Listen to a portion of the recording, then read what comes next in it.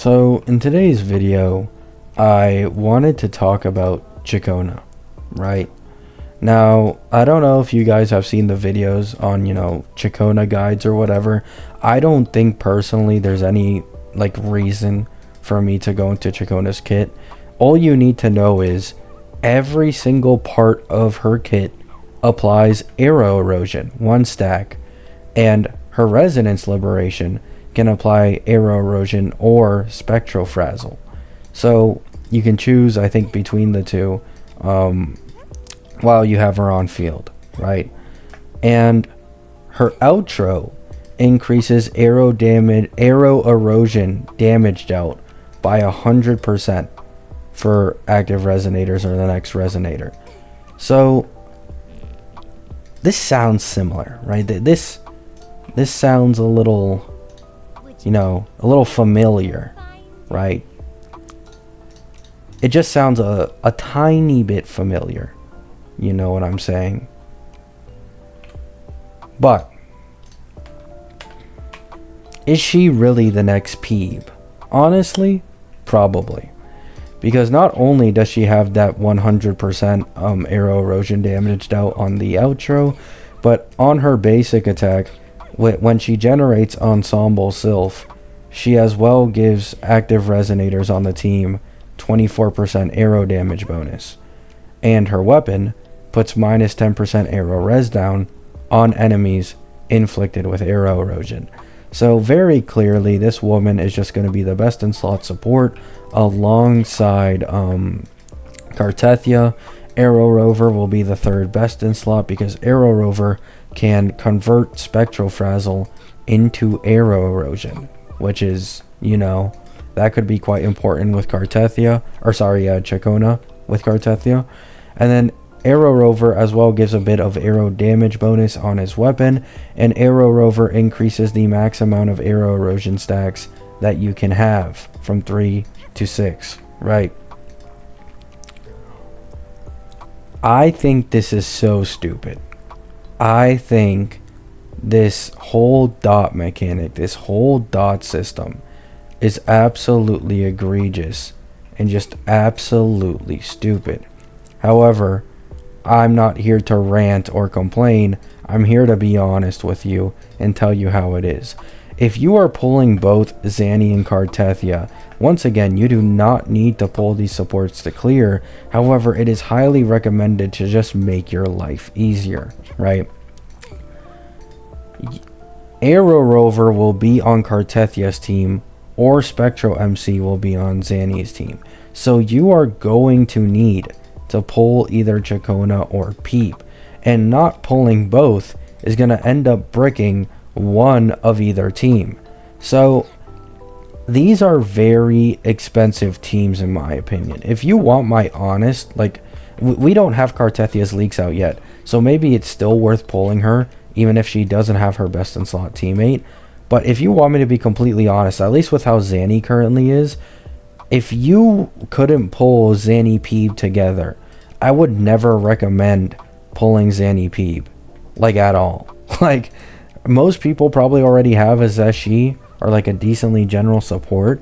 It would just be better to get one of the older DPSs with a support you can already have on your account that can be used and taken up, than to just invest into this entirely new comp that is, they have an astronomical difference between best in slot support and free to play support. So Ciaconna is just obviously going to be a best in slot with Cartethia and a best in slot with Arrow Rover. Arrow Rover might get replaced in the future with a limited. I could see it because, Arrow MC is pretty important in there, and I don't think there's anyone that can really make up for him being gone, really. You'd probably notice a, significant loss if you replaced it with Verena or something.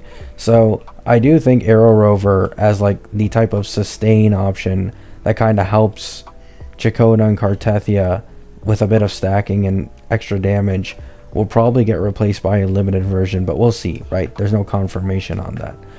However, that's all I wanted to talk about. I wanted to go over Ciaconna a little bit because Ciaconna she just does seem like the next Phoebe, right? She is the next Phoebe. Her kit shows she's the next Phoebe. You get arrow damage bonus. You get arrow erosion damage dealt increase on outro. You get arrow erosion stacking on basically everything she does. And her resonance liberation inflicts both spectral frazzle and arrow erosion. Arrow rover can convert spectral frazzle into arrow erosion. Who would have thought? You know, the entire thing, right? The entire thing. It's just very obviously set up, right?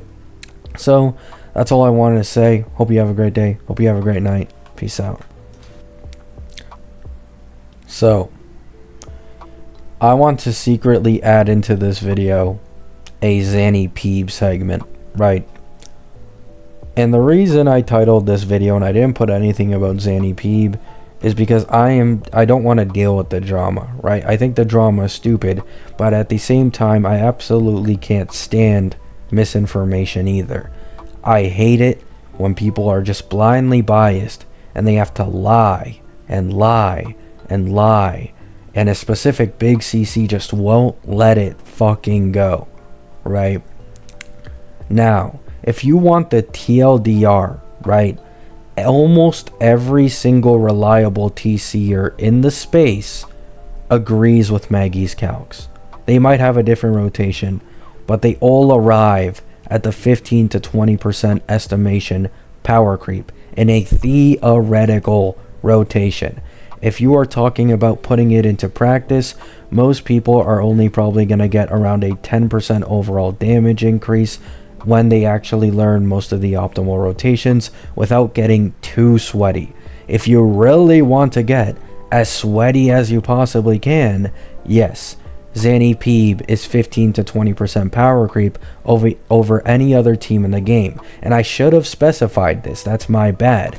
If you're an average player who just wants to do a normal rotation that won't take you too long to like learn and master, you're probably going to see a 10% increase in terms of a Zany and Phoebe team over any other team in the game. In my opinion, that's still noticeable, especially since this is considering the floor of the character.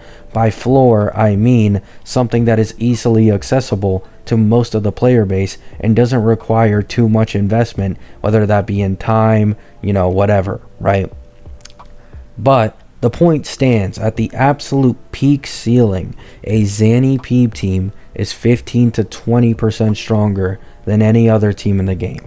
Now, before I get into the calcs for like everything, I want to say, please support this guy. Someone came into my stream a few days ago and they told me that I should wait for this guy's guide video to come out and his own calcs to come out, right? And so I did. I waited, and this is the first video I've ever watched of this guy. I watched the entirety of this 35-minute video on my main channel already. He goes incredibly in depth. I think some of the people in the comments are being rude, saying like he yaps too much. I think he goes incredibly in depth, and you know, the so-called yapping is actually quite useful information that I like to hear, right? Please support him. I believe at the beginning of this video, he says that he spent 50 hours on doing like all the calcs, this guide, everything.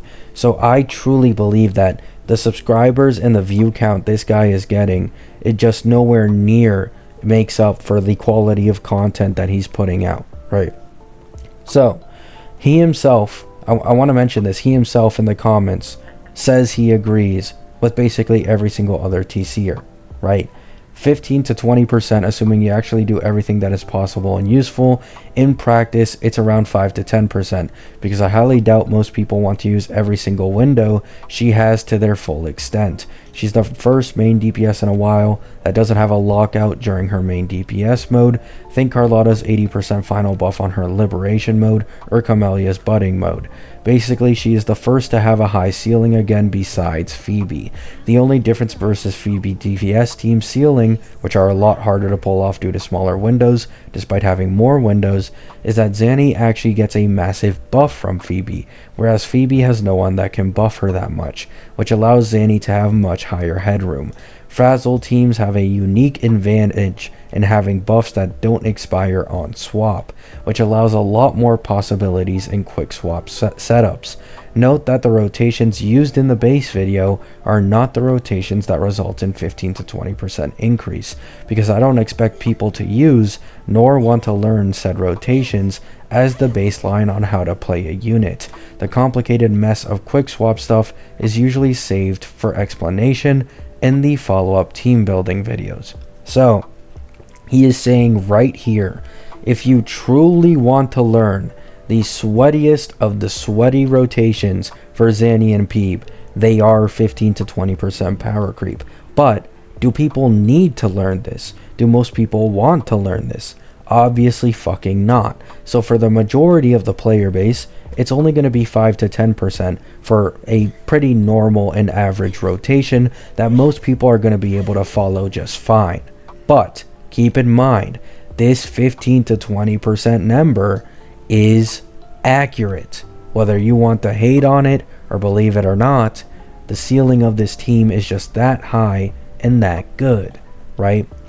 Now that we've gotten rid of that whole thing, right, he has his spreadsheet over here. And what I want to talk about mostly in this video is actually not the, it's auto going to Spanish. What I want to talk about mostly in this video actually has nothing to do with the Zany P power creep. I think there is a much bigger problem than the Zany P power creep that I will show you in a second here. However, I'll go to his calc real quick for anyone who wants to see, the 15 to 20% number. Sig Phoebe Blazing Justice R1, Phoebe plus Sig buffs. So here you can see theoretical damage is 2 million and the rotation time is 12.4 seconds. So this is the theoretical that he has for the Zany rotation with Peep, and this rotation ends up being 15 to 20% stronger than any other team in the game, including the second strongest team. But are you going to bother learning this and mastering it? Probably not, right? So for most people, it's probably going to be like 10%, right? Now, I want to go into the much bigger problem in my opinion, which is the weapon. If you guys remember, in my video where I had my crash out video, I put in Zany's weapon because I thought Zany's weapon was only a 23% increase. I already thought that was bad at the time, right? Because this game is only a year old. Having that much of an increase on the signature weapon is already a bad sign. It's worse. If you are playing a Zany without Phoebe, the weapon is 40% better than Abyss Surges. Not even a 4-star. The 5-star standard gauntlet. It is 40% better than. Now, if you guys want a quick answer, as an Invasion says this himself, Phoebe is more important of a pull than the weapon. So Phoebe, I believe he said, was around like a 70% overall, damage increase. So Phoebe is more important than the weapon. But this is just absolutely gross. Without Phoebe, it's a 40% increase from Abyss Surges, and it's a more than 50% increase for any 4-star option. With Phoebe, which is down here, Phoebe with no Sig, it's a 30% increase. Phoebe with Sig, it's a 27% increase, right? So I think this is just straight up bad, right? Like, I shit on HSR so much for its remembrance path, because the remembrance path feels like they literally just made it to milk as much money off of people when it comes to the Lycones, because no one in the remembrance path really follows the same thing that another person does, and so it leads to nobody being able to use other remembrance Lycones except their own signatures, which is just absolutely a cash grab. This is worse than any Lycone in the entirety of HSR. which is very, very bad. This is just straight up very, very bad. Now keep in mind, this is without Peeb. If you include with Peeb, it's still bad, to be honest, at 30%, but it's not as bad. But without Peeb, for the people who skipped Peeb and, you know, you didn't get the weapon either, brother, please invest in the weapon. Please invest in the weapon, because this shit is just, oh my god, it's just so much fucking higher. It is so much fucking higher than this 4-star or 5-star option, right? So, just a quick segment I wanted to add into this video secretly, because I didn't want to deal with any of the dogs coming into my videos. Love y'all. Hope you have a great day. Hope you have a great night. Cartethia leaks should be in like a week, I think. Maybe a drip market soon. I'm not sure how the Honkai Star Rail leaks are going. If any of my HSR, you know, people are watching this video, just because it's me, I appreciate you being here. However, you know, we see how it all goes. Love y'all. Hope you have a great day. Hope you have a great night. Peace out.